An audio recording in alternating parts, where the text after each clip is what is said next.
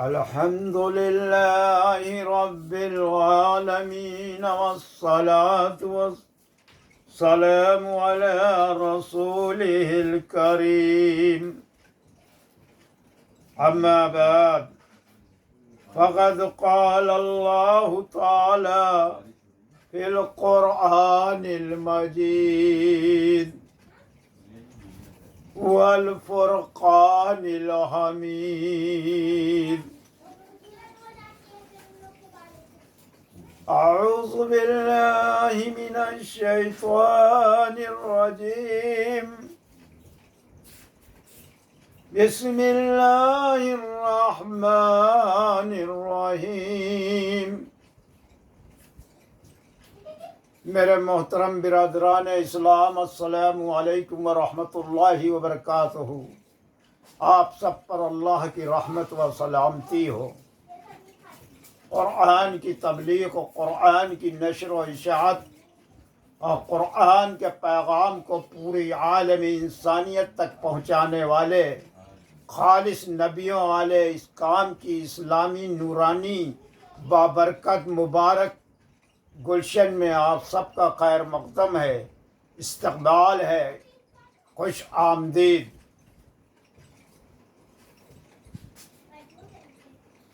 میرے محترم دینی بھائیوں و بہنوں،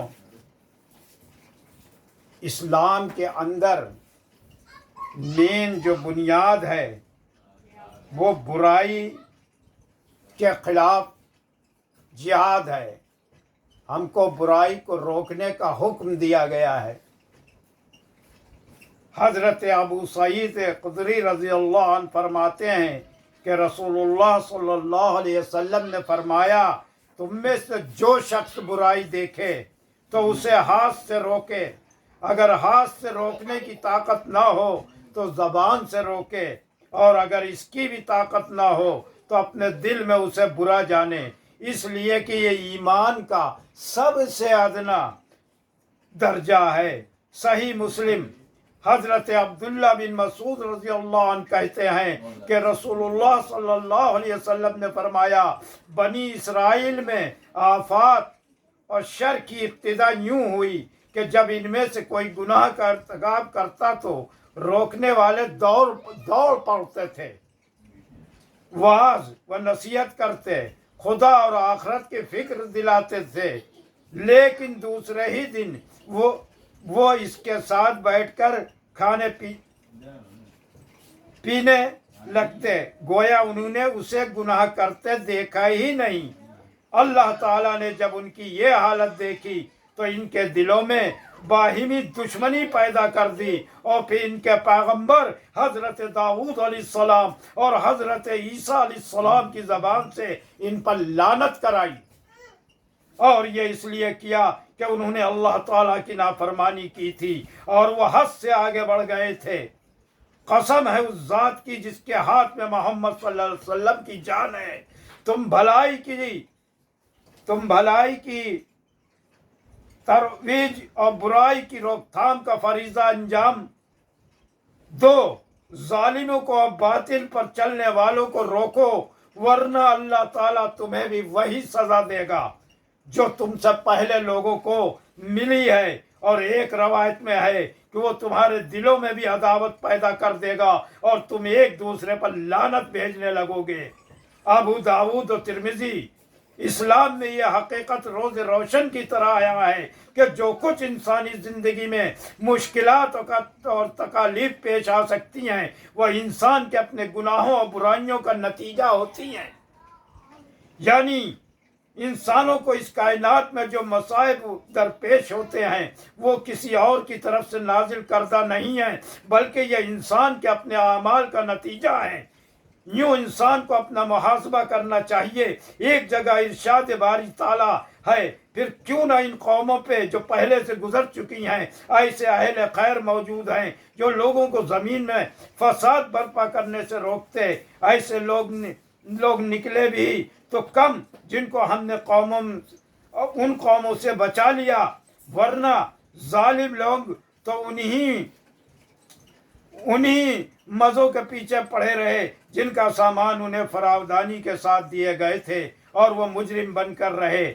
तुम्हारा रब ऐसा नहीं है कि बस्तियों को नाहक तबाह कर दे, हालांकि इनके बाशिंदे इस्लाह करने वाले हों। बेशक तुम्हारा रब अगर चाहता तो तमाम इंसानों को एक गिरोह बना सकता था, मगर अब तो वो मुख्तलिफ तरीकों ही पर चलते रहेंगे और बेराह रवियों से सिर्फ वो लोग बचेंगे जिन पर तुम्हारा रब की रहमत है। सूरह गुनाहों की कसरत से फर्द ही नहीं अफराद भी मुतासिर होते हैं। यूं आहिस्ता आहिस्ता आखिरकार पूरा मुआशरा इस बुराई की लपेट में आ जाता है। लोग गुनाहों से मायूस होने लगते हैं, यहाँ तक कि एक वक्त ऐसा आता है कि गुनाह को गुनाह नहीं समझा जाता, बल्कि उसे यानी गुनाह की ज़रूरियात ज़िंदगी में शामिल करके उसे ज़िंदगी का एक हिस्सा बना लिया जाता है। हालांकि हकीकत तो यह है कि गुनाहों की कसरत से अफराद या माशरा तो रहे एक तरफ ज़मीन के जिस टुकड़े पर गुनाहों का इर्तिकाब होता है, इस टुकड़े पर भी किसी न किसी हवाले से गुनाहों के बोझ से असरात मुरतब होते हैं। आज इज्तिमाई तौर पर इस बात की ज़रूरत है कि हम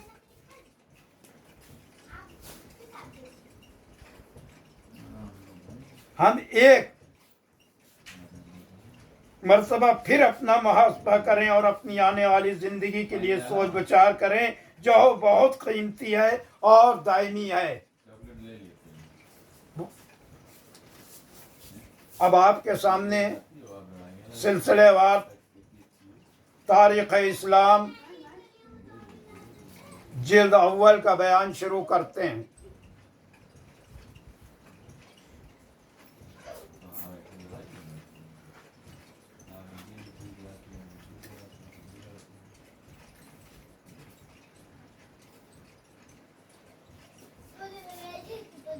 सितारा परस्ती। अरब जाहिलियत में सितारा परस्ती भी खूब राइज थी।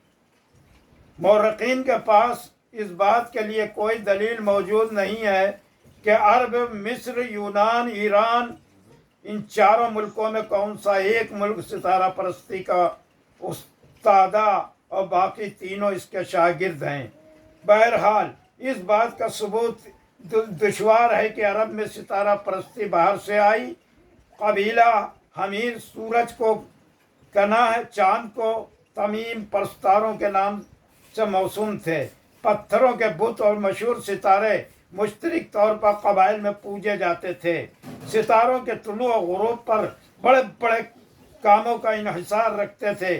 खुले मैदानों और रेगिस्तानों में बसर करने वाले लोगों की तवज्जो सितारों और सैयारों की तरफ खुसूसियत से मुनअतिब हो रहना और इन सितारों में से बाज़ को माबूद ठहरा लेना कोई ताज्जुब की बात न थी।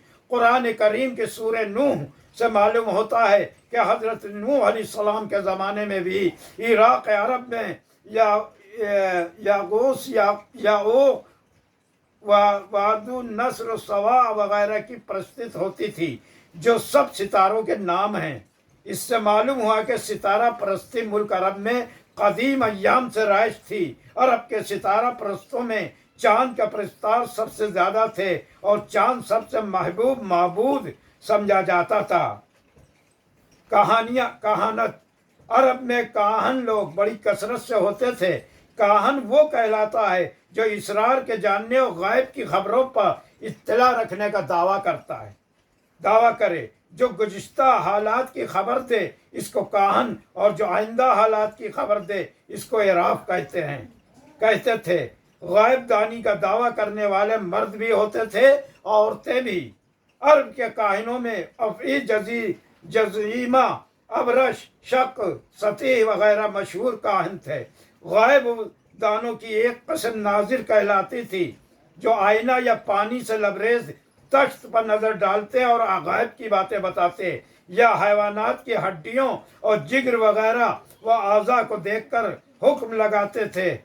उन्हीं में रकीन, हंसी, संगरेज फेंकने वाले और गुठलियां फेंकने वाले भी थे। ये सब काहनों की किस्म में शुमार होते थे, मगर इनका मर्तबा एराफ और काहन से कम समझा जाता था। इनसे भी कम रुतबा तावीज़ और गंडे वाले थे।